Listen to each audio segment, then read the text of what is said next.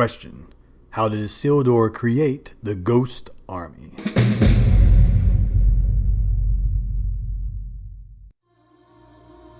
Minas Tirith, the Tower of the Watch, the White City, founded 3,000 years ago by Anarion, the brother of Isildur. But as the armies of Mordor lay siege to the city, and the machines of war engulfed the very walls in a countless sea of enemies, and as the free peoples fight for their very survival, destined death, while the dwarves of Erebor, the lonely mountain, endure the relentless attacks of the Eastern Winds, and while orcs from Dol Guldur brutally strike against Galadriel and the Forest of Lorien, and they assault Thranduil and the Woodland Realm in the battle under the trees, and as the riders of Rohan prepare to charge the Pelennor fields, charge towards the unstoppable army, and potentially ride towards the end of their song. But 2.5 lone warriors brave the paths of the dead, through the haunted forest of Dimholt, to the very threshold of the Dark Door, to raise the ghost army of the Oathbreakers, to challenge the dead men of Dunharrow, challenge them to fulfill their oaths, to see if they will suffer Aragorn, apparently, and race towards Minas Tirith with the most powerful fighting force Middle-earth has ever known.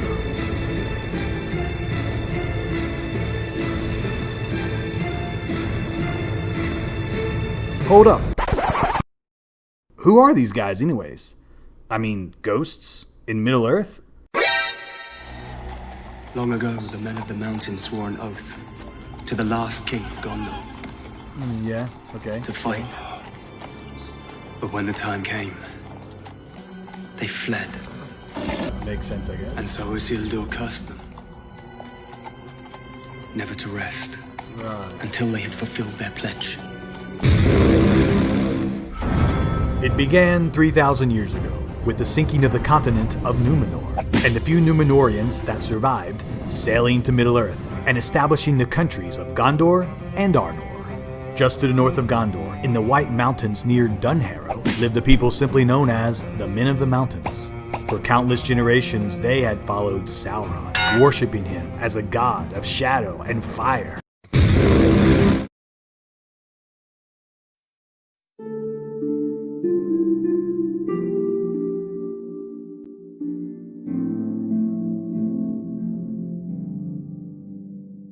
But when the Númenorians arrived, they embraced Prince Isildur and turned from their dark ways, becoming an ally of Gondor, protected by the shields of the Men of the West. And they abolished the worship of Sauron, never again. This is the way. In return for Gondor's protection and goodwill, they agreed to fight with Gondor should the need ever arise. And in honor of this pledge, Prince Isildur hath buried an enormous black stone in the mountain at Erech. For reasons, I guess. I don't know. And so Isildur had the Men of the Mountains swear a mighty oath on that very stone. For decades they lived in relative peace and prosperity behind the protective armies of Gondor. But when the last alliance of men and elves joined together to face old Helmet Head, Isildur called upon the Men of the Mountains to fulfill their oath and join the armies that were gathering to attack Mordor. And the mighty Men of the Mountains? Well, they chose instead to embrace a more stealth build. Yep, they fled. Ran away, supersonic, deep into the mountains. They hid from both Sauron and Prince Isildur. So triggered was Prince Isildur at their betrayal, so enraged that he cursed the Men of the Mountains, cursed them to never rest, cursed their spirits to wander in Middle-earth for centuries, cursed them to linger as ghosts until they... Wait, what? How can Isildur, a man, actually curse someone? It's a given that Númenorians were super cool, yeah, but they certainly did not have the power over life and death. They couldn't turn men into actual Mamra the ever-living ghosts. Have that. I influence. How did Isildur do it? Okay, the god of Middle-earth is called Eru Iluvatar. He created the universe, and he's also the one that created elves and men. And Iluvatar gave us two special gifts that no one can ever take away. For elves, the gift of immortal life. And for men, the gift of death.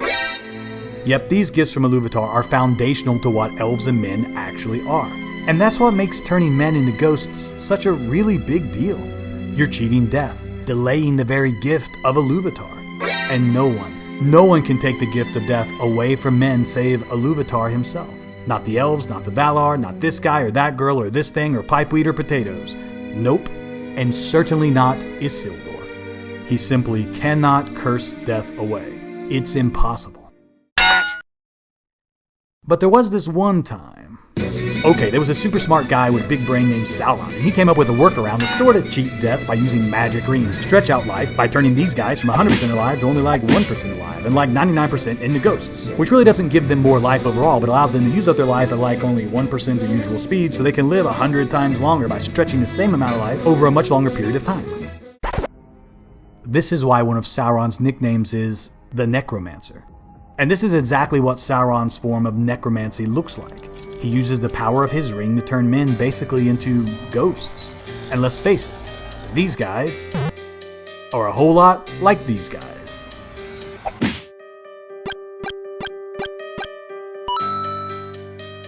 After Sauron was defeated, who took his one ring? That must be the answer to all the riddles. Isildur used the power of the One Ring to turn the Oathbreakers into ghosts, just like Sauron did with the Nazgûl.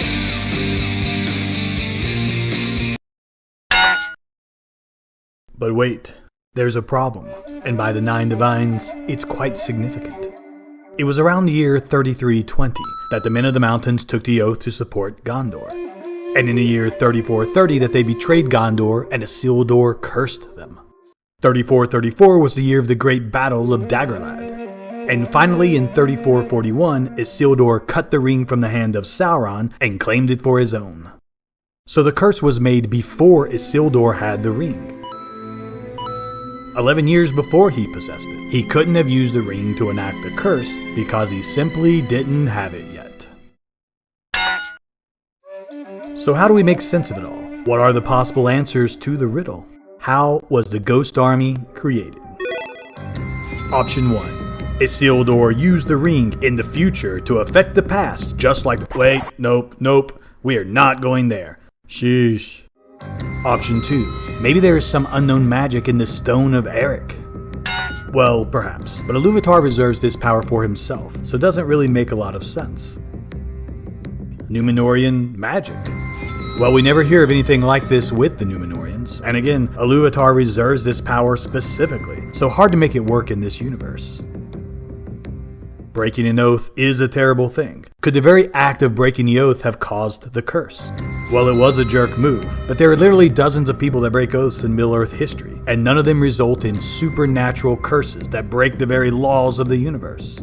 Maybe Iluvatar did it. Could he have decided to make an example of these men and enacted the curse himself?